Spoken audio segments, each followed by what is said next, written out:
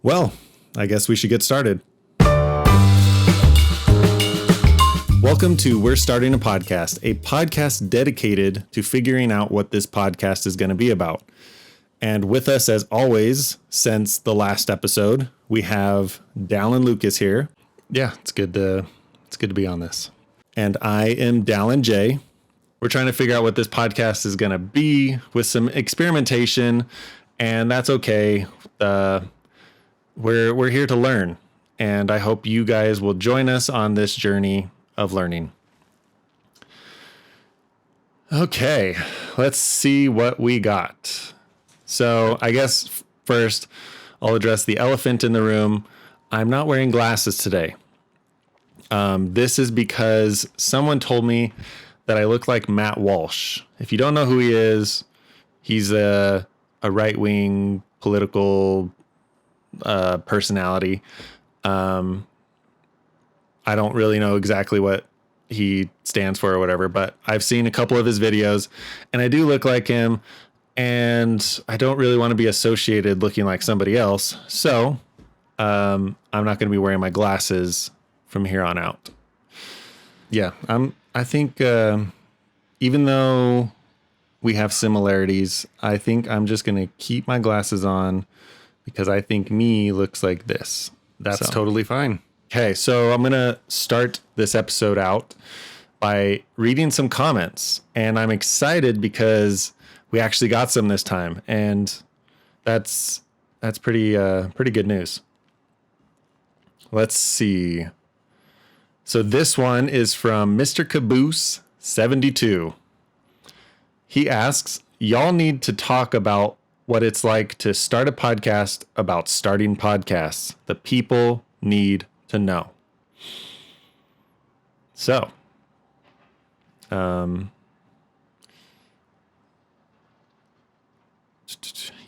And so, yeah, this is something that I feel are slowly becoming experts at. I mean, what would you say about that? Yeah, I mean, I feel like we have something pretty cool going on, and it might take a few episodes to get the hang of it, but yeah, it's just a lot of fun, like trying to figure things out, workshop some stuff, base things off of comments that people have left. And I think we'll get the swing of things soon enough.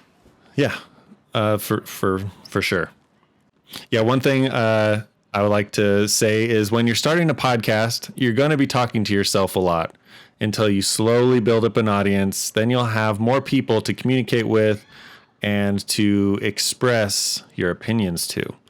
But for now, it's mostly talking to ourselves, and yeah, that's true. It's still pretty fun though. So yeah, so that pretty much sums up that question. But you may have seen this, I don't know. But I also posted clips from our last episode. Let me find those real quick. And it was getting some pretty good response. And if this is any indication, I feel like they thought that your financial advice was real advice coming from a real guru of finance. Well, that's awesome. That might be an indication that we should continue doing this bit. And I'm down. Let's see. One person said, if you're going to increase the rent, people are just going to leave. What do you say about that? See, now the thing that they didn't get is you're supposed to put down 10% and then increase the rent by 10% every month. And then you'll get to where you need to be. We did it. I did it. You did it. We all did it. So stop being lazy. You know what I'm saying? Yeah. Because if any of you lack wisdom, put down 10%. Obviously, if they had a little more context with the video, they'd probably not feel this way. But that's the point of these short clips, is to kind of build buzz and to hopefully draw people in to our full podcast. And I had a little cheeky response to this person saying, if you're going to increase the rent, people are just going to leave. And I said, haven't had a disappointed customer yet. Classic. But, and that's where it ended. So yeah, I think this is a pretty good bit. We might want to revisit it in the future. So keep that in mind and keep practicing the voice, because I think you did a pretty good job. I most certainly will.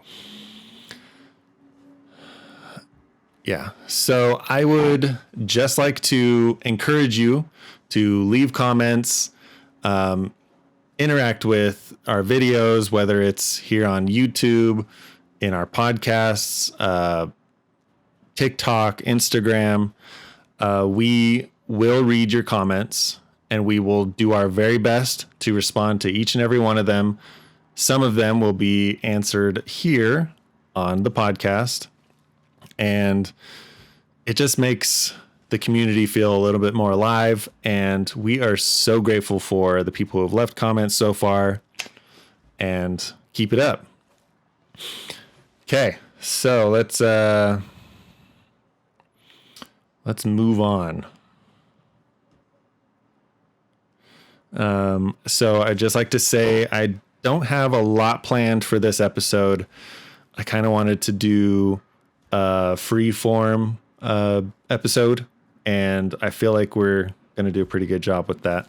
And if not, this is our time to experiment, because a lot of podcasts don't have a schedule. It's just homies talking to each other, and yeah, it makes you feel like you're hanging out with the boys, and I want people to feel like they're hanging out with us. But I do have a couple things that I've noticed in this past couple weeks. So do you have notifications turned on your phone? Yeah, I have notifications.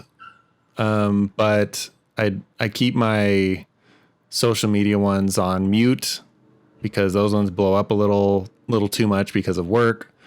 Not because of my own social media. I barely get anything on there. But for work stuff, that stuff is going all day. And just to keep my sanity, I turn those ones off, but I do check them frequently, so I'm not missing out on stuff there. Yeah. It can get a little obnoxious at times. But I do keep a lot of them on, because I like to be up to date when things are happening. Instagram, I have that on mute, just like you.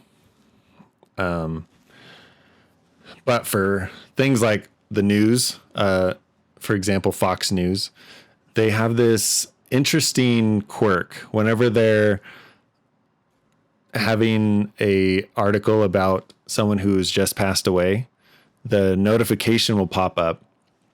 And if it's someone who's notable, like a big name actress, singer, politician, whatever, they will say the name of the person and their age and sometimes how they did die. But if it's somebody who you wouldn't know their name, whether they're someone who had a cameo in a show or just someone who is just lesser known, they do whatever they can to make you feel like this person was a lot more important than they actually were. Not saying that they weren't important. Their families loved them. But they weren't anyone that was that famous. And one example was, there was a guy from Breaking Bad who died a few weeks ago, and the notification made sure to emphasize an actor from Breaking Bad passed away. And what they want you to be thinking is, oh, this was Bryan Cranston, this was Aaron Paul, this was Giancarlo Esposito, Sorry if I mispronounced your name. They want you to think it was one of the bigger names, and then you click on it and find out it was someone who was in the background, or maybe had one line in the whole series. But they do this because they want you to click and they want you to look at these ads. And not gonna lie, it works on me every time. So obviously they're onto something. But I just thought it was kind of funny. Yeah, that is very funny. Yeah. Yeah, they got to trick you to click. They got bills to pay. They want you to look at those ads. It's a business. They know what they're doing. Yeah, and speaking of actors,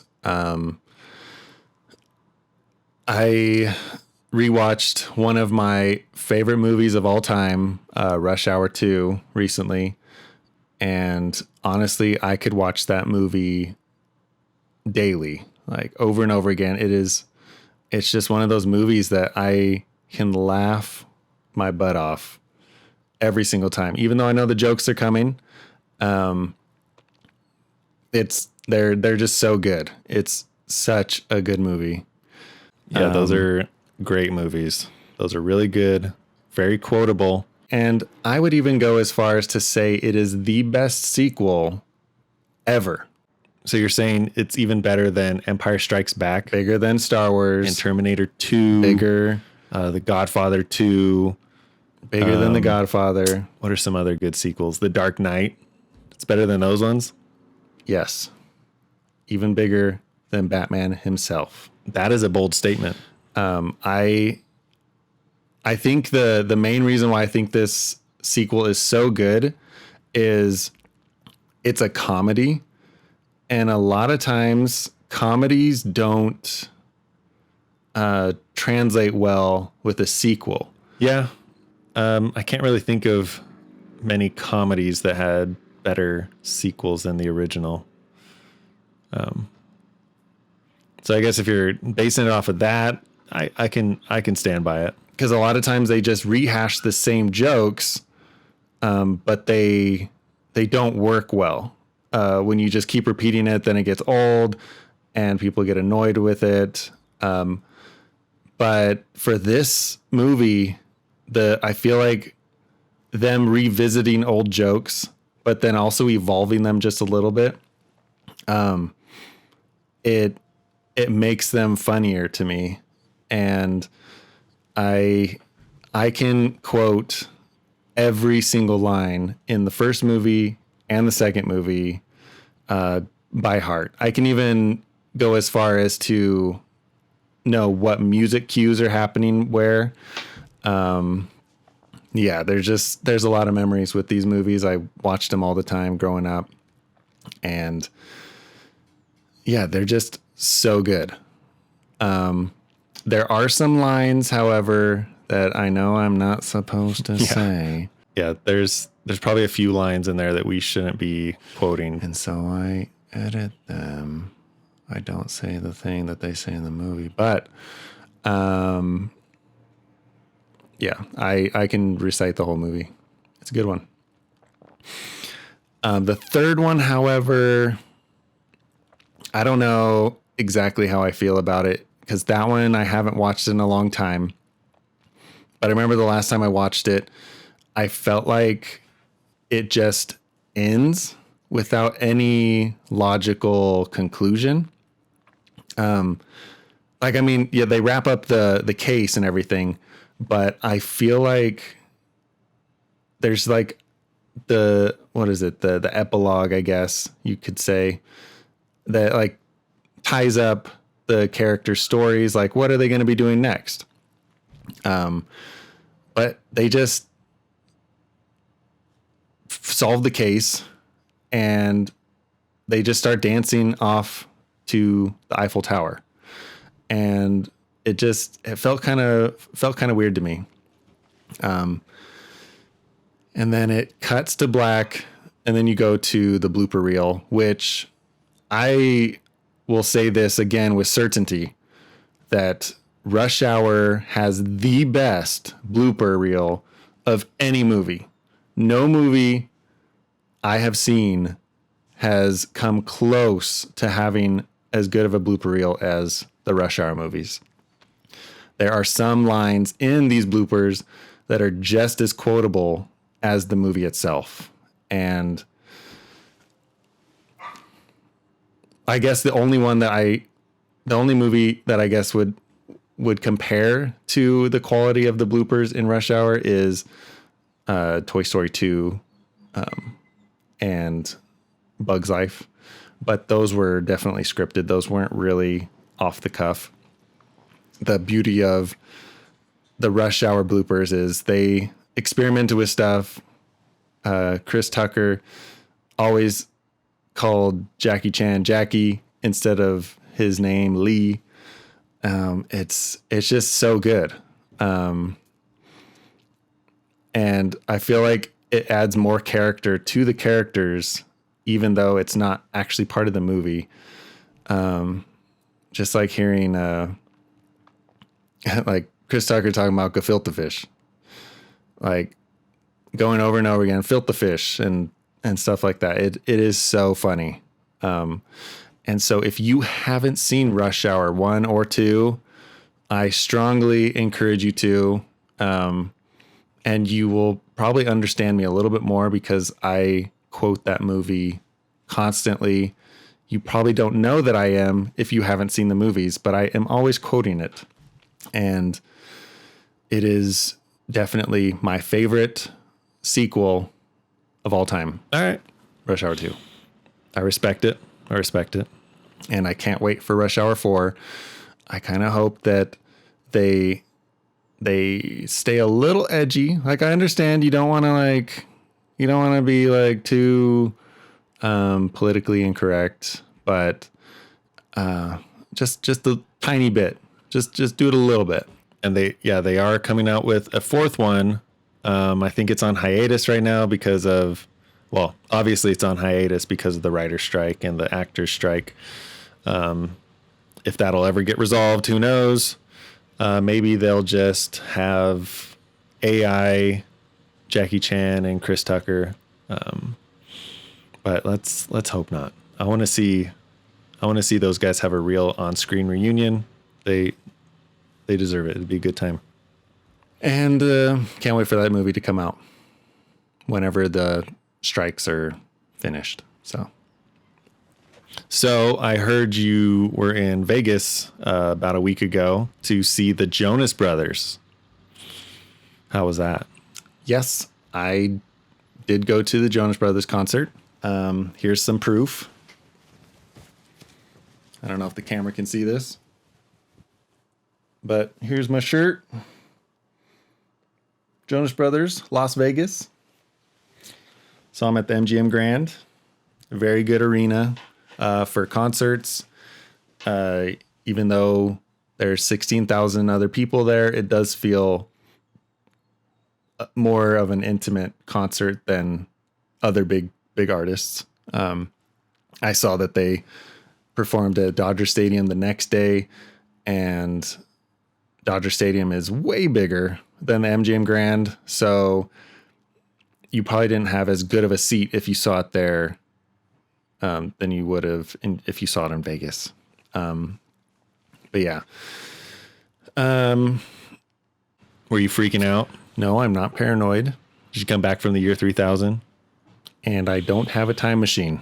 So I did have a good time. But to quote Nick Jonas, I still get jealous of how passionate certain fans can be with music, because everyone in that arena was singing along to every single song, having the time of their life. And I can't even think of the last time I went to a concert and I was able to sing every song. You see it with the Taylor Swift concert recently, the Beyonce concert. Just the whole stadium is just singing along, and I don't know if I could do that. I mean, I know a few songs here and there, but that is some dedication. Those are some real fans, and it's impressive. It really is. But I guess if you're paying that much for those tickets to see those concerts, I'd probably do my homework and memorize the songs too to make the experience that much better. I went to Katy Perry and I could sing a majority of those songs. So that one I did have a good time. Justin Timberlake, that's another one. I was able to sing most of those songs and have a great time. But yeah, there's something special about being in an arena full of hardcore fans of anything really. But in this instance, music. And it's an energy that I understand, like why people seek that high to go to more concerts, because it truly is a different experience. And even though I wasn't singing along on every song, I could still feel the excitement of the arena. It really wasn't until their Happiness Begins album came on that I was really singing along. I had I'm a Sucker for You on the back of my shirt that I was wearing. And yeah, luckily they ended with that, because that was a bang. But yeah, I just, like, I love seeing live music, but I just don't listen to music recreationally anymore. And I'm a little jealous of people who love listening to music and love certain artists. How could you stop listening to music? Like, music is so perfect for going to the gym to pump you up, going on road trips to keep you entertained, and just overall vibing. I know it's kind of weird, but I'm going to try to do a long story short for you. I did pest control over one summer a few years ago, and they, in the truck that I had for pest control, they didn't have a CD player. It didn't have a cassette tape player. And my only option was to listen to the radio. And this was in Indiana. And, I don't know if it was a normal occurrence, but the radio station there was pretty bad. And I felt like it played the same 5 songs over and over again. I know normal radio stations play the same 10 songs over and over again, so it's not like too far off, but this was just like too much for me. And I tried to get over it by like memorizing the songs and like trying to have a good time with it, but it was just too much. And I just stopped listening to music around that time. And there was other stuff happening in my life that also like made me not really wanting to listen to music. But yeah, it was a sad day when I stopped, because I used to be a DJ, not like a DJ, but I played music for events. And so being a DJ, I had to listen to lots of music. I had to be up to date. And I loved it. Like, I loved being in the know, what was like popular, what was up and coming. But doing the pest control, being stuck in a car and not having the option to listen to the music that I wanted to really hurt. And I know I could have like just played it on my phone. That's not as cool. I could have got like a little Bluetooth speaker, but I didn't do that either. And I just stopped. And yeah. And then that's where we are today.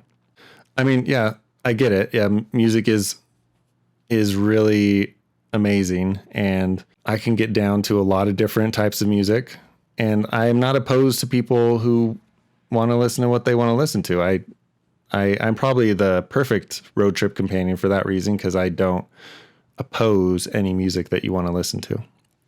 I mean, I do listen to lots of audiobooks and, of course, podcasts. Do you listen to our podcast? Of course. Yeah, I would hope so. I would hope so.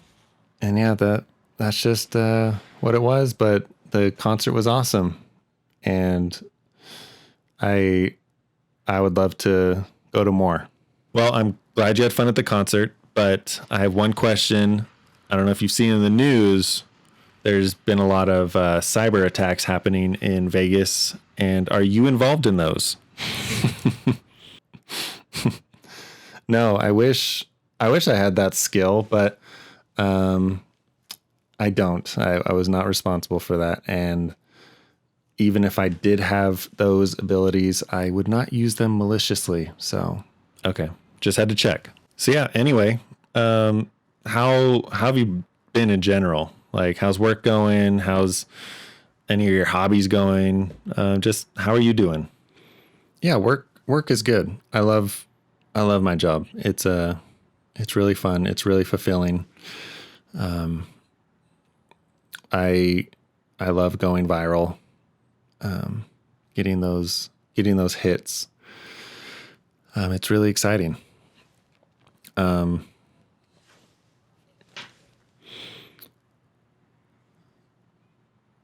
But I mean, like recently it's been kind of hard. Like what has been going on. I've been picking up extra jobs to try to make ends meet. I have been feeling a lot more hopeless at times, and it's tough. And I'm trying to do everything I can to not feel that way. I'm trying to exercise more, like reading scriptures as well, calling friends, hanging out with family. I have my dog, who is awesome. She's great.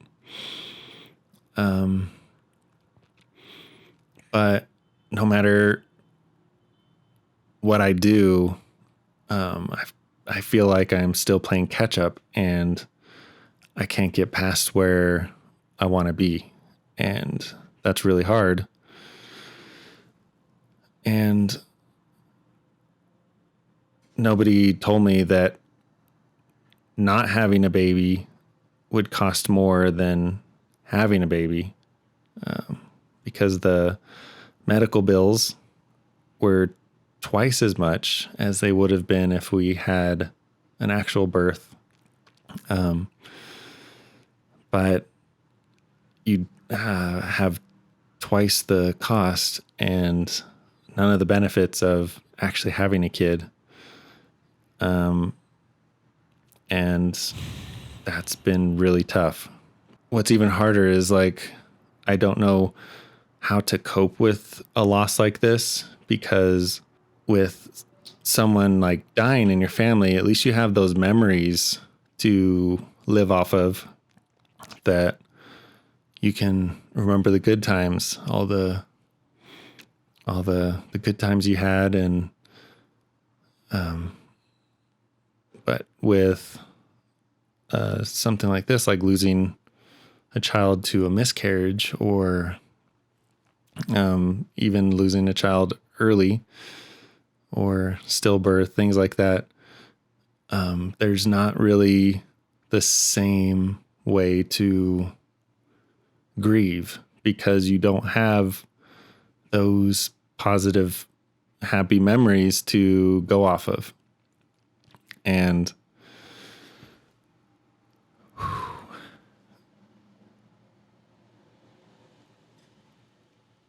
yeah, it's tough. I know I'm a broken record saying that over and over again, but it really is. And I don't know if I'll ever fully heal from it, but that's just where I'm at right now. Did you hear any of what I said? Yeah, I heard you. But I think you just need to man up and get over it. You know what? Thanks. That actually helps a lot. Yeah, you're welcome. Because if you suppress your emotions, then you don't have to deal with them. Sometimes you just need some tough love, and that's the answer to everything. That is great insight. Thank you for that. Bottle it up and drink it down. Sweet. So I think this might be the last topic. But being creatively stuck, it can be kind of hard. Kind of a hard thing to get through. But what are some things that you have done to help you get past that wall?